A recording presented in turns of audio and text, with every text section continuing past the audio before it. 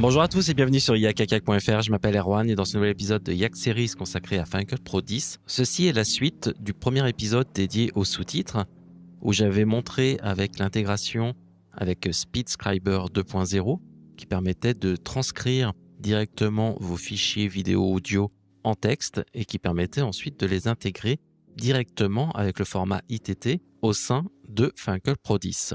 Ensuite, je vous ai montré un petit peu comment fonctionnaient les sous-titres, par exemple comme ici avec les rôles, pouvoir passer de français en anglais, ainsi de suite, de pouvoir les gérer.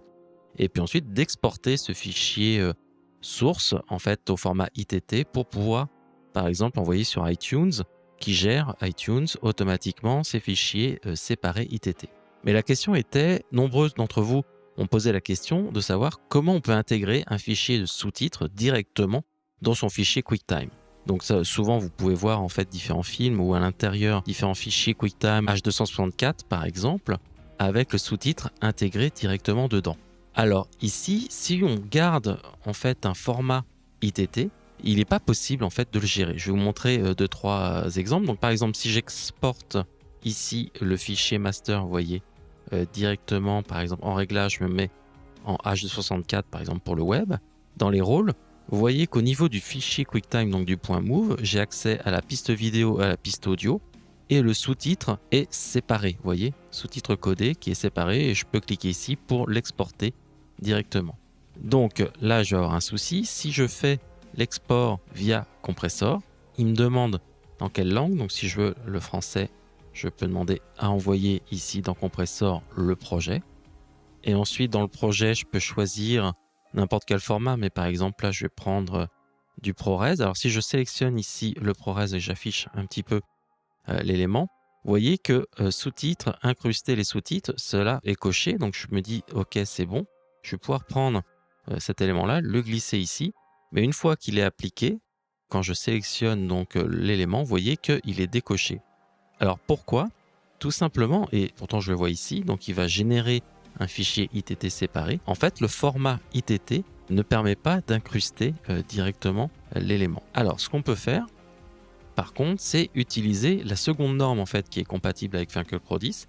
C'est la norme CEA 608, donc les fichiers .scc. Donc SCC, c'est pour Scénarist Closed Caption. Et donc j'ai fait une timeline ici de SpeedScriber. Pour l'instant, on ne peut pas exporter directement en SCC. Donc je l'ai sorti en SRT, qui est un format aussi disponible. Et ensuite, je l'ai converti directement. Alors, la conversion, parfois, permet d'avoir certaines erreurs, mais c'est pas catastrophique. De toute façon, comme on doit réajuster le texte à chaque fois, c'est pas un trop gros problème. Mais en tous les cas, j'ai demandé aux développeurs de SpeedScriber s'ils allaient supporter justement l'export SCC. Donc, je vous tiendrai au courant sur ce point-là. En tout cas, ici, j'ai une timeline et vous pouvez voir dans le rôle que les sous-titres sont au format CEA-608. Et ce qui est important ici, si je vais par exemple sur cet élément-là, je vais pouvoir sélectionner ici le sous-titre. Et ce qui va être intéressant ici de voir, c'est qu'on va avoir avec ce format-là beaucoup plus d'options au niveau de la mise en forme en fait de mon sous-titre. Donc c'est ce que j'avais pas vu dans la première vidéo parce que j'utilisais en fait le format ITT. Et donc du coup, on va avoir, vous voyez, différentes positions. Par exemple, je pourrais mettre au milieu mon sous-titre, ça pose pas de problème, ou le descendre tout en bas, ou le mettre tout en haut.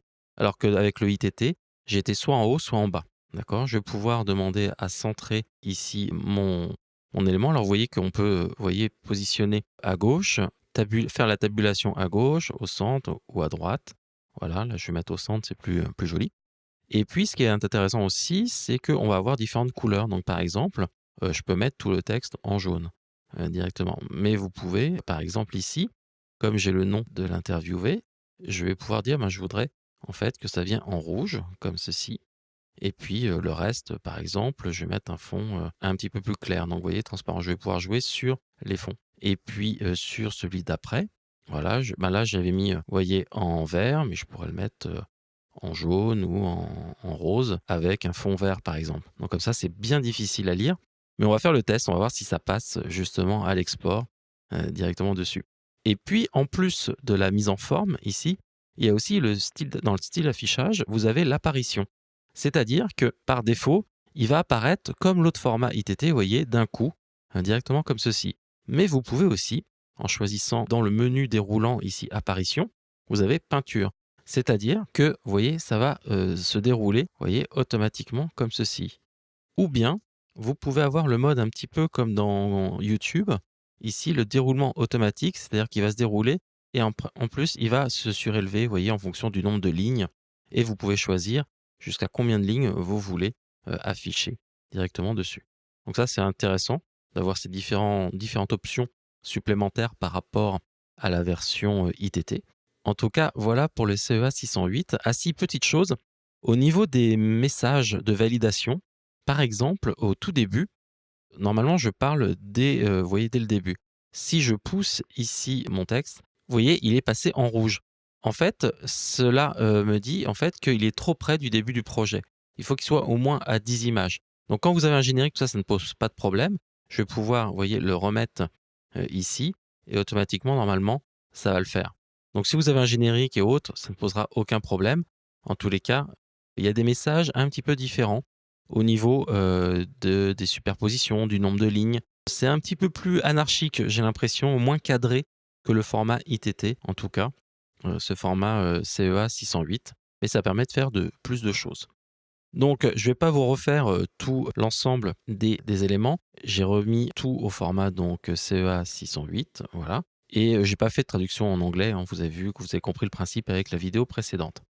Par contre, ce qui va être intéressant ici, c'est de voir comment on va gérer du coup les exports. Et donc, vu qu'on a le format donc CEA ici, je vais pouvoir directement demander à faire un fichier master, vous voyez. Dans Réglages, je vais prendre le même réglage que tout à l'heure qu'avec le format ITT. Et maintenant, dans Rôle, vous allez voir que dans la piste vidéo, j'ai incorporé, vous voyez, CEA-608. Et là, je peux choisir quel sous-titre je vais vouloir intégrer directement. Et par exemple, là, j'ai français. Et en plus, je peux demander à avoir un fichier SCC si j'ai besoin par rapport à mon diffuseur, par exemple. Je peux demander à exporter en plus un fichier. Donc, du coup, il sortira deux fichiers directement au lieu d'un seul fichier vidéo. Ensuite, je fais suivant. Je demande à faire, vous voyez, cette interview. Je fais enregistrer et on va attendre ici que le calcul se fasse tout simplement. Alors, il y a 5 minutes, ça va aller assez vite. Je vais faire une petite accélération et on se retrouve tout de suite après.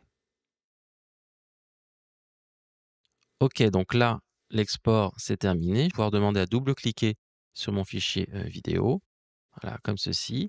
Et dans la présentation, alors je peux faire lecture. Alors si je vais dans présentation, je peux voir que dans sous-titres, je peux désactiver. Donc là, je n'ai pas les sous-titres. Alors je vais baisser le son ici. Faut pas que ça... Voilà. Je vais pouvoir donc lire sans les sous-titres, mais à tout moment, je peux demander dans présentation, dans sous-titres, demander, vous voyez, à afficher les sous-titres en français et automatiquement, j'ai mes sous-titres. Si je reviens au début, on va remettre ici la lecture et voir que les modifications que l'on fait, alors vous voyez que parfois, c'est pas centré. Alors, il faut faire un petit peu attention. Et vous voyez par exemple que le changement de couleur, c'est bien fait. Par contre, sur le fond, vous voyez que, alors c'est peut-être le lecteur QuickTime qui fait ça, mais en tous les cas, vous voyez que les fonds n'ont pas changé. C'est-à-dire que j'avais changé les fonds. Et là, c'est toujours le même fond qui apparaît. Et j'ai mis un fond vert fluo ici. Et là, c'est pas marché, mais en tous les cas, vous voyez, c'est plutôt très très propre au niveau du rendu et de l'export. Quelqu'un m'avait demandé pour exporter un fichier pour un client. Vous allez pouvoir exporter ce fichier-là en proxy, par exemple, avec un timecode intégré aussi. Comme ça, s'il y a des corrections à faire sur des sous-titrages, il y aura votre référence de timecode qui pourrait être affichée automatiquement. Dernier point, je voulais vous montrer aussi avec Compressor, l'export avec Compressor. Donc, on va voir avec Compressor ici comment ça se passe maintenant. Je vais pouvoir donc demander à envoyer ce projet à Compressor. Le voici. Donc ça, c'est le projet. Alors, j'avais mon projet ITT, je vais l'effacer ici. Je vais prendre par exemple un ProRes 422 LT ici comme ceci. Et vous voyez maintenant que j'ai la possibilité de cocher, incruster les sous-titres ou pas directement. Et donc, si je fais la lecture, je peux voir en fait s'ils sont incrustés ou pas directement ici. Donc là, maintenant, je vais pouvoir exporter dans n'importe quel format les fichiers avec les sous-titres intégrés directement. Alors, je dis n'importe quel format, il y a peut-être des formats style MXF qui ne sont pas compatibles, je n'ai pas testé tous les formats. Mais en tous les cas, tout ce qui va être QuickTime, H264 et autres, j'ai fait les tests et ça marche pareil, de la même façon. Donc voilà pour l'intégration des sous-titres au sein de votre fichier QuickTime. Donc le format qui va être compatible, c'est le format SCC, donc CEA-608. Et il existe beaucoup d'outils pour convertir les différents fichiers. En fait, c'est vraiment des normes différentes. C'est des fichiers texte pour la plupart du temps avec votre timecode et autres. Mais il va falloir les corriger, les convertir. J'espère que SpeedScriber pourra exporter du SCC directement parce que ça me fonctionne tellement bien entre les deux que je vois que ça pourrait être vraiment très intéressant de l'avoir directement nativement pour pouvoir intégrer son sous-titre directement dans son fichier QuickTime. Donc voilà pour cette vidéo concernant les sous-titres et comment intégrer vos sous-titres depuis Final Cut Pro 10 sans passer par des logiciels tiers de multiplexage de sous-titres. En tous les cas, vous voyez, si vous avez des fichiers SCC, c'est très facile de pouvoir exporter et encapsuler votre sous-titre dans votre fichier QuickTime. À très bientôt sur yakakak.fr ou sur la chaîne YouTube. N'hésitez pas à vous abonner et à cliquer sur la petite cloche afin d'être notifié des prochaines vidéos. Et puis à partager la vidéo si elle vous a plu, bien sûr. Je vous donne rendez-vous aussi sur Twitter et sur Facebook. Portez-vous bien. Ciao, ciao. Bye bye.